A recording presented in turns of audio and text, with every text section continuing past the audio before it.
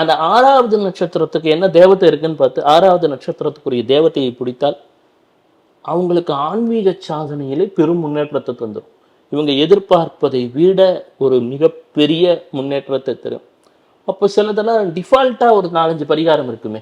இப்போ இத்தனை நட்சத்திரம், இப்போ நிறைய பேருக்கு இதில் பார்க்குறவங்களுக்கு எனக்கு நட்சத்திரமே தெரியல அப்படின்னு வச்சுக்கோங்க. நட்சத்திரமே தெரியல அப்படின்னா அவங்களும் ஒன்றும் கவலைப்பட தேவையில்லை. காலையில் எழுந்திருக்கிறாங்க, அவங்க எந்த நட்சத்திரமும் தெரியலனாலும் பரவாயில்ல, படுக்கையிலிருந்து எழுந்திருக்கும் பொழுதே விநாயகனை வழிபட்டு விட்டு எந்திரிச்சா ஒரு 2 நிமிஷம், விநாயகா இந்த நாள் நல்லா இருக்கணும் அப்படின்னு சொல்லிட்டு, இப்போ நான் சொல்கிற மந்திரம், ஓம் ஆதி மூல பரம குரவே நம் திரி திரி கணபதி சகல லோகமும் சகல தெய்வமும் சகல ஜனனமும் சகல சித்தியும் சகல புத்தியும் உமது வசம் ஆனது போல் நீர் என் வசம் ஆகச் சிவ அப்படின்னு சொல்லலாம்.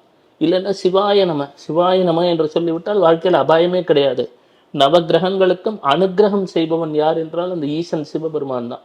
அப்போ ஓம் நம சிவாய, ஓம் சிவாய நம, ஓம் சிவாய சிவ, ஓம் சிவ சிவ இதை சொல்லலாம். ஆரோக்கியம் வேண்டுமென்றால் ஓம் ஹ்ரீம் மருந்தீஸ்வராய நமக என்றெல்லாம் சொல்லலாம். இதெல்லாம் எக்காலத்திலும் கற்கண்டை போல துணை புரிவது.